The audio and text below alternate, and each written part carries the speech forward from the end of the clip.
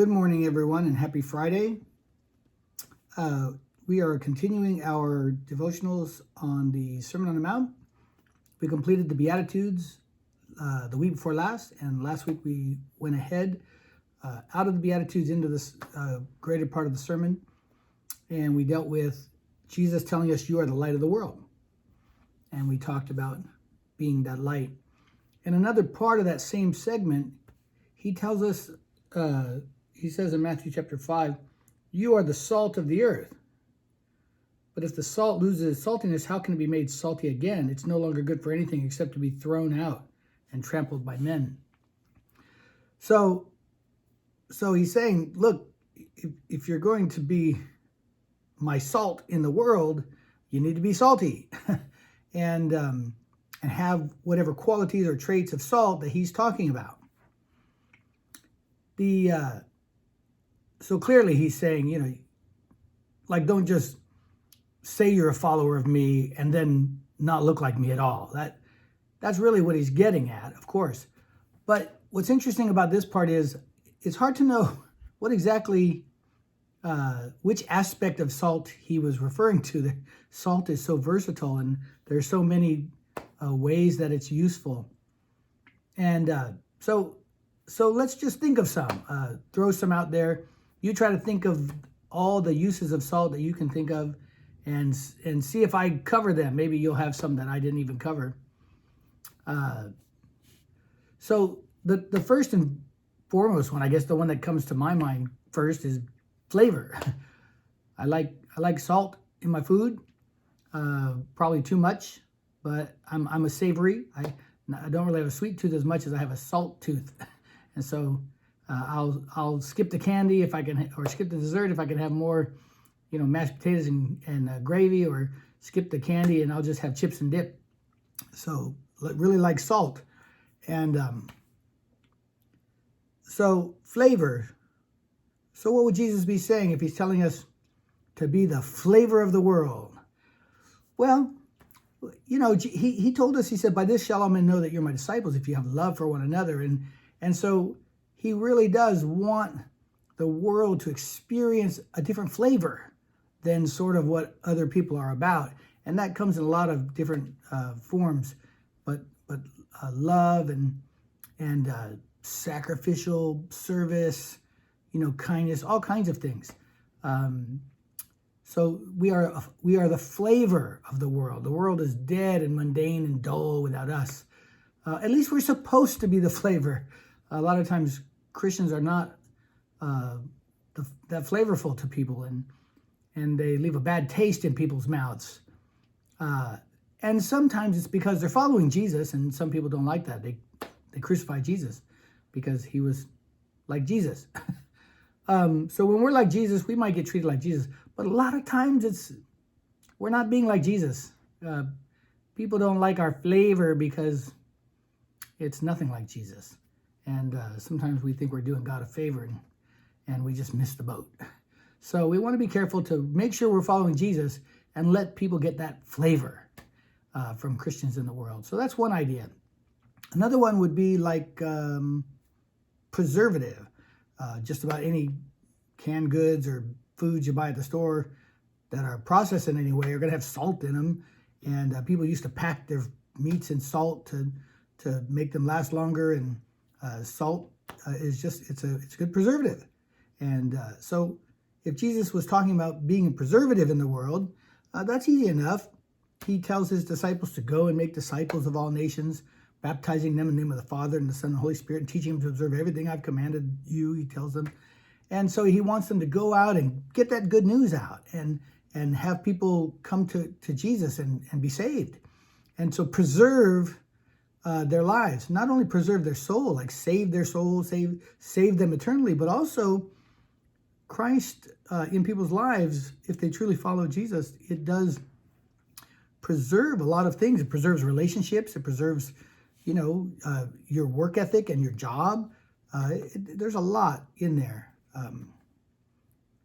when it comes to the Spirit of Christ in us preserving things.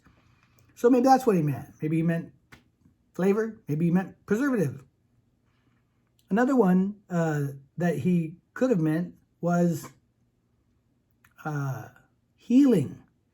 Salt is sort of used in healing, at least in my household growing up. If we had a really bad sore throat and it burned really badly, but Mom still wanted us to go to school, I think, she would have us gargle with salt and warm water in the morning when we woke up if it hurt real bad. And that really would make the pain go away. And so there was a healing quality to it. And maybe there's others too, but that's the one I remember. And so if Jesus was saying, you know, Christians, you're out healing the world, and sort of that, you know, healing relationships, healing, job relationships, healing poverty, healing disenfranchised people suffering. Christians need to be doing that. And the church has a long tradition of orphanages and battered women's shelters. We have those we're doing some work like that in Vicente Guerrero. But there's lots of these kinds of ministries where the church has been involved in healing the world. And again, not always healing. Sometimes when we don't represent God quite well, we do more damage than good sometimes. But that's what we're supposed to be doing, being in the world, bringing a healing present. And if somebody has a gift of healing, which some people had in the time of Jesus, the time of his the early church, some people might still have that now. I haven't met anybody personally like that. I've prayed for healing, and God has healed me, and sometimes in some pretty spectacular ways. And I've prayed for healing, and God has healed others in spectacular ways. And so certainly believe that God does miracles. I know some people don't, but I don't care.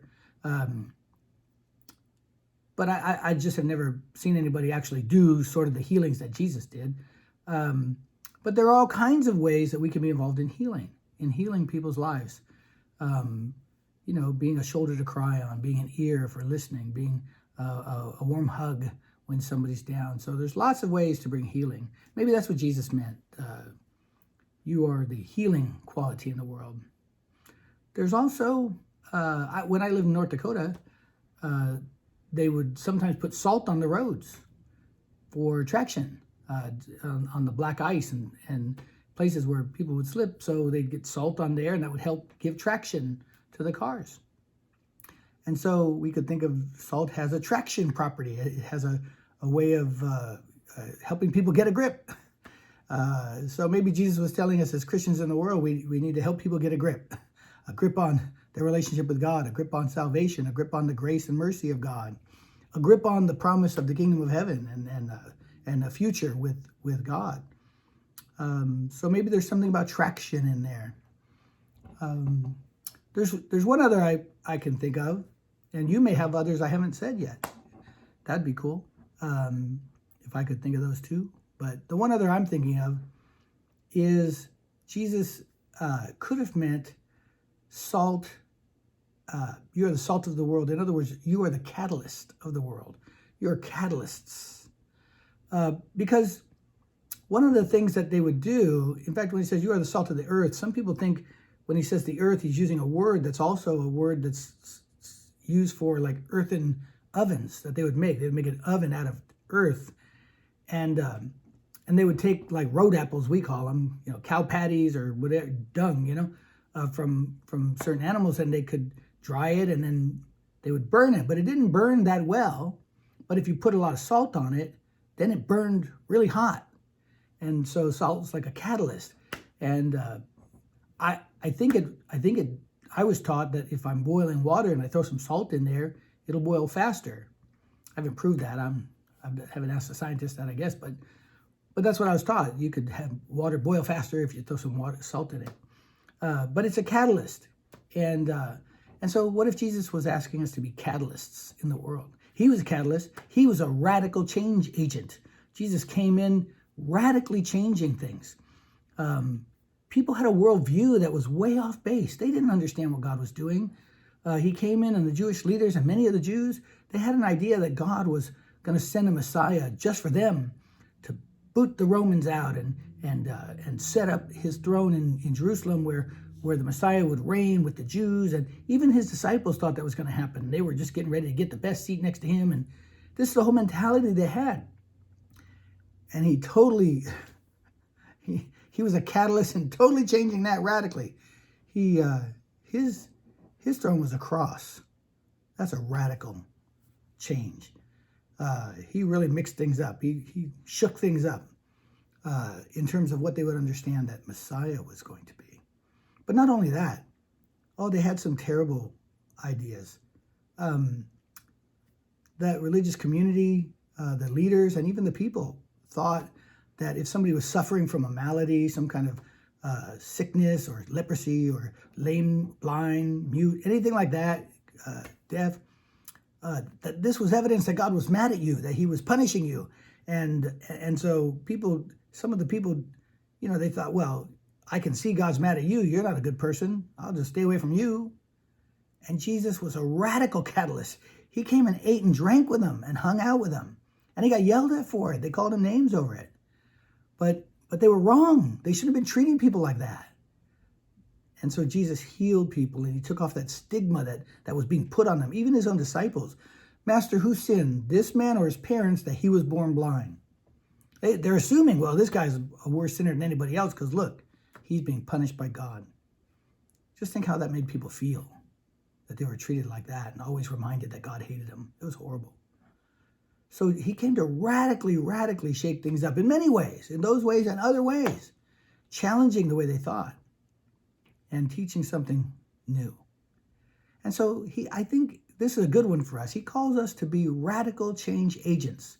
He calls us to shake things up, and not in a violent way, not in like a insurrectionist kind of violent way, but he calls us to shake things up the way he did, by doing God's will, by loving people, even his enemies, even those who persecute him, by speaking the truth in love, by humbly serving sacrificially and giving his time to help people and focusing and lifting others up, even if it put him down.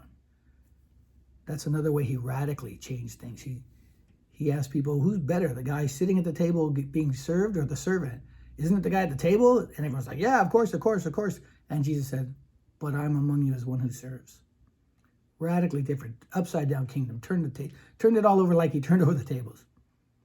That's what he did. So I don't really know. I can't say. I don't know which salt that Jesus meant. Maybe he meant them all. I don't know. But in all of these, we can be sure that the flavor or the way that he wants us to be salt in the world looks a lot like, or maybe exactly like, the way he was salt in the world. And so once again, fix our eyes on Jesus, the author and finisher of our faith, and can't go wrong with that. I hope this blesses you today. God bless, and I'll see you again soon.